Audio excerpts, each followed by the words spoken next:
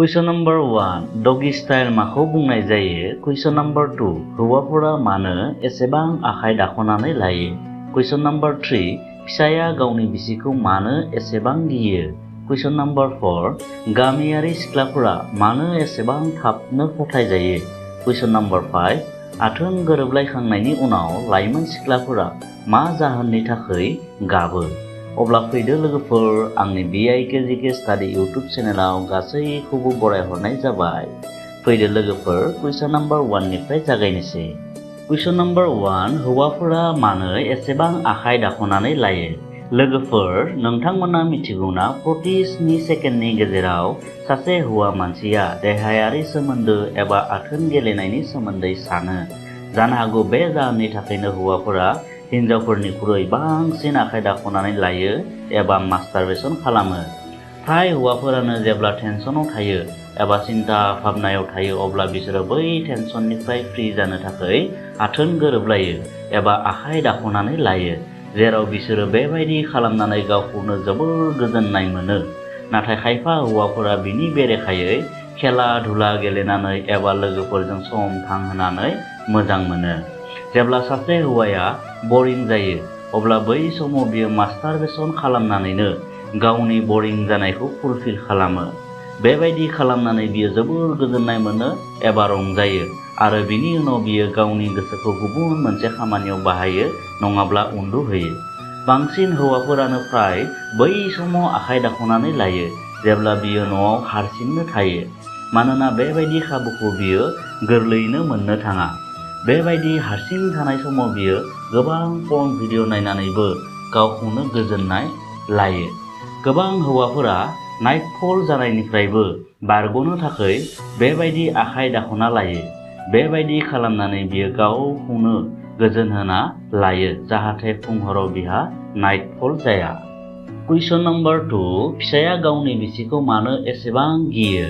लोगोफोर जाय हौवाया गावनि बिसिखौ गावनि गोसो गोरबो सिंनिफ्राय जोबोर मोजां मोनो अब्ला बियो बिनि सिगाङाव खर' गंग्लायनायाव बियो जेबो लाजिनाय मोना एबा गावखौनो उन्दै होननानै साननानै लाया आरो बिसियाबो मिथिना मोनखायोदि जे बिनि फिसाया बिखौ जोबोर मोजां मोनखायो। जुदि बिसि फिसाय सानैनिबो गेजेराव अनज्लायनाय एबा मोजां मोनज्लायनाय थाया अब्ला बिसोरनि गेजेराव गोबां नांज्लायनाय खमज्लायनाय जानो हमो। नाथाय जाय हौवाया गावनि बिसिखौ गावनि गोसो गोरबो सिंनिफ्राय जोबोर अनो एबा मोजां मोनो अब्ला बियो गावनि बिसिनि सिगाङाव सिन जानानै थायो। बेबायदि खालामनानै बियो गावनि अननायखौ बिसिनि सिगाङाव फोरमायो। नाथाय मानसिफोरा बेबायदि सानना लायोदि आरे बै हौवायाथ' गावनि बिसिखौ जोबोर गियो आरो बियो जोबोर गिख' हौवा, बेबायदि मानसिफोरा सानो। नाथाय बेबायदि जेबो नङा, बियो मात्र गावनि अननायखौ बिसिनि सिगाङाव फोरमायो एबा गावनि बिसिखौ जोबोर अनो, बेनिखायनो बिसिनि सिगाङाव सिन जानानै थायो। नाथाय मानसिफोरा उल्थासो साननानै लायो। कुइसन नाम्बार 3 डगी स्टाइल माखौ बुङो? लोगोफोर डगी स्टाइल होननाय लोगो लोगोनो मानसिफोरनि गोसोआव गोबां गाज्रि खोथा साननाय फैनो हमो। नाथाय जों दिनै डगी स्टाइलनि गुबै ओंथिखौ मिथिनो नाजागोन। डगी स्टाइल होननाय लोगो लोगो मिथिना मोनखायोदि सैमानि बायदि आखु दिन्थिनाय। हमनानै ला मासे सैमाया बेदर जागासिनो दं, थिग बेबायदिनो सासे मानसियाबो बेदर जागासिनो दङब्ला अब्ला जों बेबायदि अबस्थायाव जों डगी स्टाइल सोदोबखौ इउज खालामनो हायो। सैमा मासेया जाबायदि फाव दिन्थिनानै हासुयो थिग बेबायदिनो जुदि सासे मानसियाबो फाव दिन्थिनानै हासुयो अब्ला जों बेखौ डगी स्टाइल बुंनो हायो।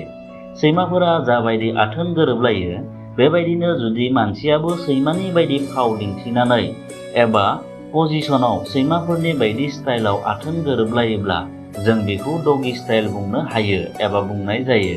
बेवहाय जेबो गाज्रि साननो गोनां खोथा गैया। कुइसन नाम्बार 4 गामिनि सिख्लाफोरा मानो एसेबां थाबनो फोथायजायो? लोगोफोर बेफोर खोथाया मोनसे भ्रम साननाय एबा नंखाय साननाय जे गामिनि सिख्लाफोरा जोबोर थाबनो फोथायजायो। नायनो थाङोब्ला बेबायदि जेबो खोथा गैया। सिख्लासा सासेया गामिनिनो जा एबा टाउन सहरनिनो जाया मानो गोसो थोलायनानै एबा अनज्लायनानै गासैबो मोजां मोनखायो आरो अनज्लायलायनानैनो बे संसारा एबा बुहुमा सोलिबोगासिनो दं। बेवहाय गामि आरो सहरनि होननाय जेबो खोथा फैया। अनज्लायनाय आरो फोथायलायनाया सानैनिबो गेजेराव मोनसे गोजोन लाबोयो।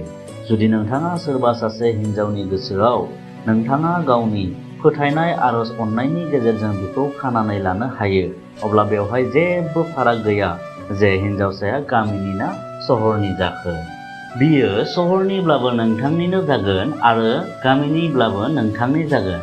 सासे हिन्जावसाखौ फोथायनो एबा इमप्रेस खालामनायनि आगोल बिनि गोसोखौ बुजिना लाग्रोनाया मोजां।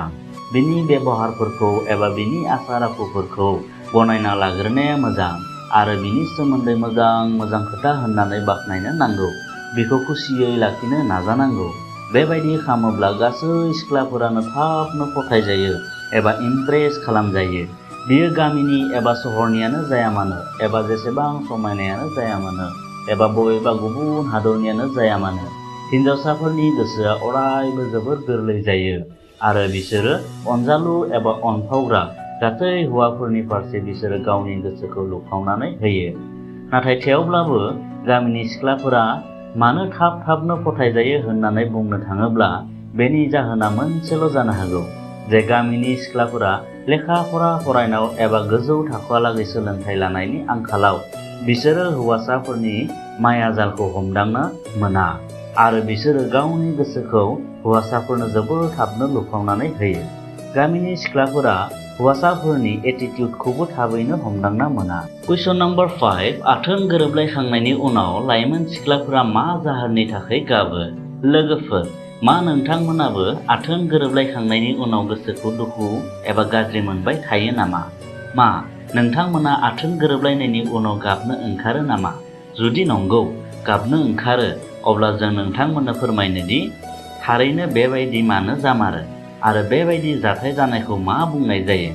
गोबां खेब बेबायदि नुनाय जादों दि आथोन गोरोबलायखांनायनि उनाव आइजोफोरा गाबनो हमो। बेबायदि जानायनि गोबां जाहोन थानो हागौ। सरासनस्रायै बेबायदि जाथाय जानायखौ पोस्ट कइटल डिस्फरिया बुंनाय जायो। गोबां खेब बेबायदि नुनाय जादों दि हिन्जावफोरा बे खोथाखौ सानैनो सिन्था भाबनायाव गोलैलाङो।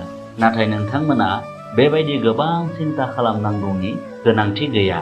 फैदो जों बयनिख्रुइबो आगोल मिथिना लादोनि जे बिनि जाहोना मा। मोनसे नायबिजिरनाय बायदिब्ला हिन्जावफोरनि लोगोसे बेबायदि जाथाय जानाया जोबोर साधारन खोथा।